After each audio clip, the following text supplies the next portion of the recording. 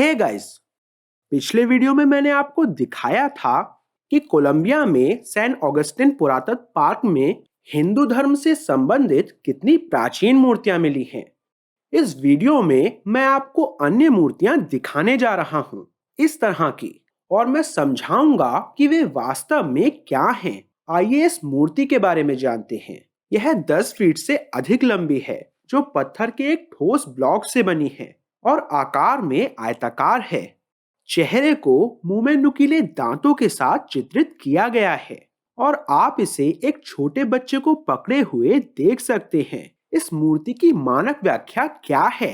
मुख्यधारा के विशेषज्ञ हमें बताते हैं कि उन्हें पता नहीं है कि यह क्या है, और कुछ ने यह भी अनुमान लगाया है कि यह एक बच्चे को खाने वाले राक्षस का प्रतिनिधित्व करता है। इस क्षेत्र में कई मूर्तियां मिली हैं जो लगभग एक जैसी दिखती हैं।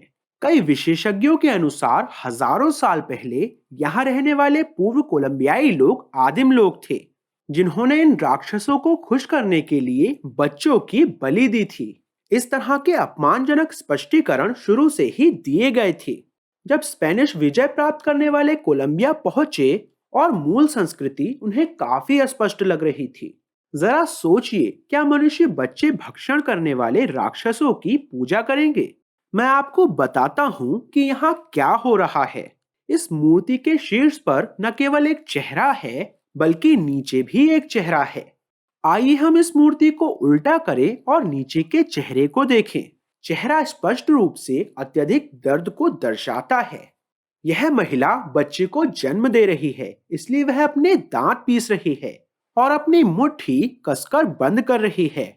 शीर्ष पर यह आकृति, यह राक्षस वास्तव में एक डॉक्टर है जो महिला को बच्चा पैदा करने में मदद कर रहा है, और निश्चित रूप से एक आधुनिक प्रसूति विशेषज्ञ की तरह वह बच्चे को उल्टा पकड़ रहा है। यह आज भी मानक चिकित्सा पद्धति है। मैं यह सब कैसे समझ पाया? क्योंकि यह कहानी प्राचीन भारतीय ग्रंथों में स्पष्ट रूप से दर्ज है। इन भगवान को हिंदू धर्म में थायु मानवर के रूप में जाना जाता है, जिन्होंने महिलाओं को स्वस्थ बच्चे पैदा करने में मदद की। भारत में उनको समर्पित मंदिर हैं। उदाहरण के लिए तिरुचि नामक शहर में 6ठी शताब्दी का एक मंदिर है, जहां गर्भवती महिलाएं अभी भी पूरे भारत से इन भगवान का आशीर्वाद प्राप्त करने के लिए सहज और आसान प्रसव के लिए आती हैं। भारत में इन भगवान को आमतौर पर अपने हाथों में एक बच्चे को पकड़े हुए दिखाया जाता है। यह भगवान शिव का एक अवतार है, और दक्षिण भारत में प्राचीन शिव की मूर्तियों को उनके तेज को दिखाने के लिए नुकीले दांतों के साथ चित्रित किया गया है।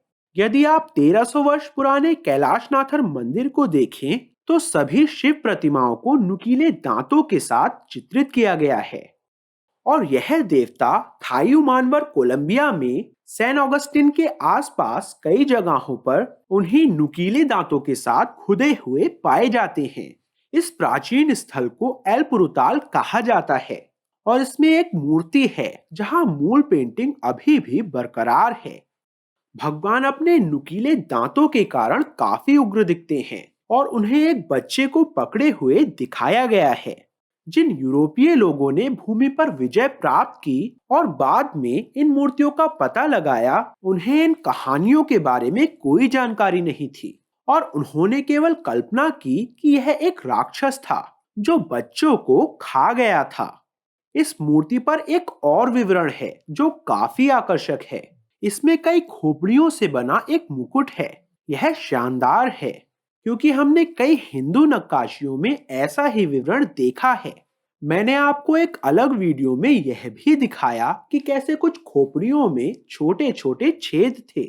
शिव का एक और रूप है जिसे सैन अगस्टिन में भी उकेरा गया है। इस मूर्ति को देखिए, इसमें एक हाथ में कटा हुआ सिर और दूसरे हाथ में चाकू लिए हुए दिखाया गया है। ये शिव के विशिष्ट अवतार हैं जिन्हें भैरव कहा जाता है, जिन्हें अक्सर कटे हुए सिर या खोपड़ी के साथ दिखाया जाता है।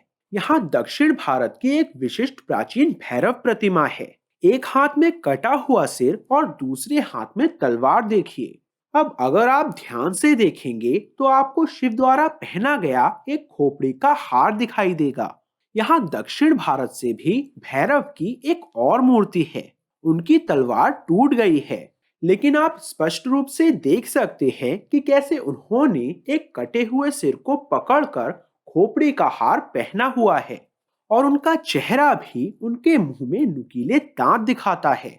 अब जब भैरव पंत नेपाल चले गए तो देखे कि उनकी प्रतिमा कैसे विकसित होती है। एक हाथ में कई सिर और एक खोपड़ी की माला के साथ फिर से भैरव बहुत अधिक उग्र दिखते हैं। जब हिंदू इंडोनेशिया चले गए तो देखिए भैरव के साथ क्या होता है। भारतीयों के लिए इसे भैरव के रूप में पहचानना भी मुश्किल होगा, क्योंकि यह लगभग पूरी तरह से अलग दिखता है, लेकिन यह भैरव ही है। फिर से मुंह में नुकीले दांत, तलवार छोटी होकर चाकू बन गई है, और हाँ, यह आधी खोपड़ी है और उन्होंने खोपड़ी की माला पहनी हुई है। अब जब हिंदू कोलंबिया चले जाते हैं तो यही होता है। वही विशेषताएं, मुंह में नुकीले दांत, एक हाथ में कटा सिर और दूसरे में चाकू। प्राचीन कोलंबियाई सभ्यता की मुख्य धारा की व्याख्या फिर से यह है कि यह एक ईश्वर है जिसने मानव बलि की मांग की, और विशेषज्ञों का दावा है कि यहाँ रहने वाले लोगों ने इस दुष्ट देवता के लिए एक अनुष्ठान के रूप में मनुष्यों की बलि दी। लेकिन ऐसा नहीं है। इंसान कभी भी किसी बुराई की पूजा नहीं करता। महत्वपूर्ण विवरण यह है कि वह जो सिर धारण कर रहे हैं वह एक दुष्ट व्यक्ति का है, और देवता मूल रूप से बुराई का नाश करने वाले हैं। शिव यही करते हैं, दुष्टों का नाश करते हैं। यही कारण है कि इन मूर्तियों की पूजा की जाती थी, क्योंकि मनुष्यों का मानना था कि भगवान बुरे काम करने वालों को नष्ट कर देंगे। यहाँ सैन ऑगस्टिन में भैरव की एक और मूर्ति है जो तेज दांतों के साथ दिखाई गई है, और उसके गले में एक खोपड़ी का पदक है। भारत में फिर से एक आम प्रतिनिधित्व। मैंने पिछले 5 वर्षों में कई भैरव अनुयायियों के साथ काम किया है। तो यह सैन ऑगस्टिन पुरातत्व पार्क में भैरव की मूर्ति है, लेकिन यहाँ कुछ बहुत ही रोचक विशेषताएं हैं।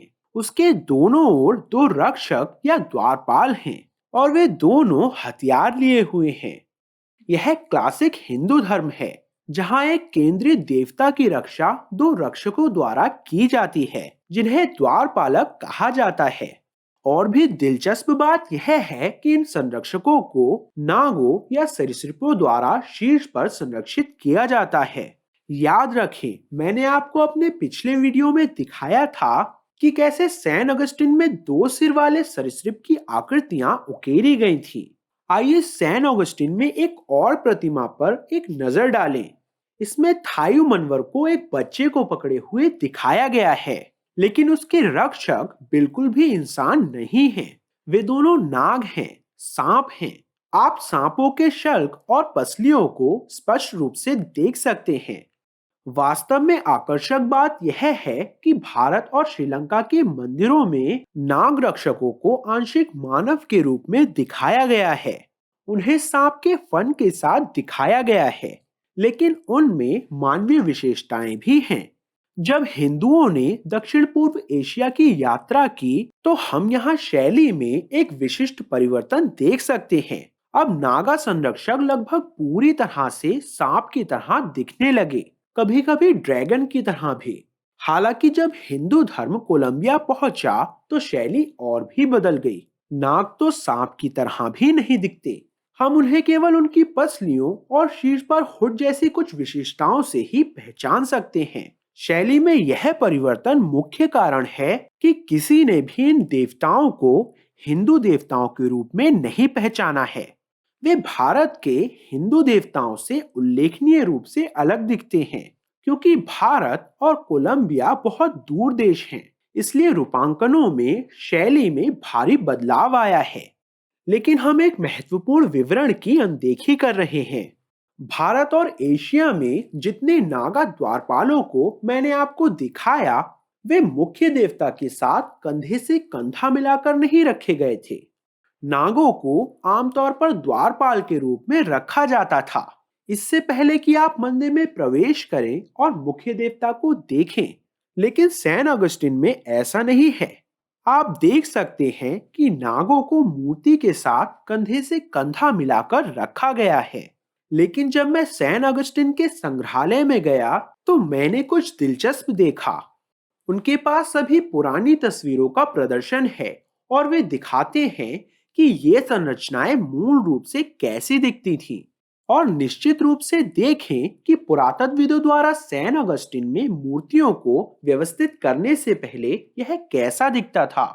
नागों को मूल रूप से द्वारपाल के रूप में रखा गया था, इससे पहले कि आप कक्ष में प्रवेश करें और मुख्य देवता को देखें।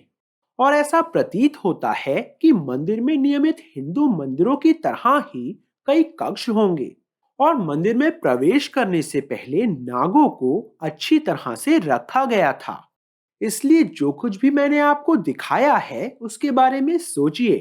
क्या यह एक दुष्ट राक्षस है या एक प्राचीन चिकित्सक एक बच्चे को जन्म देने में मदद कर रहा है? क्या यह एक देवता है जिसे मानव बलि की आवश्यकता है, या वह दुष्टों का संहारक है? और ये संरक्षक द्वारपाल, विशेष रूप से नागा द्वारपाल, क्या यह कोलंबियाई और भारतीय सभ्यताओं के बीच एकमात्र संयोग है, या सैन ऑगस्टिन पुरातत्व पार्क एक प्राचीन हिंदू मंदिर हजारों साल पहले बनाया गया था? मैं प्रवीण मोहन, वीडियो देखने के लिए बहुत बहुत धन्यवाद। सब्सक्राइब करना ना भूलें और सभी अपडेट्स पाने के लिए घंटे के बटन को भी क्लिक करें। कृपया इस वीडियो को लाइक करें और मैं आपसे जल्द ही बात करूंगा। बाय।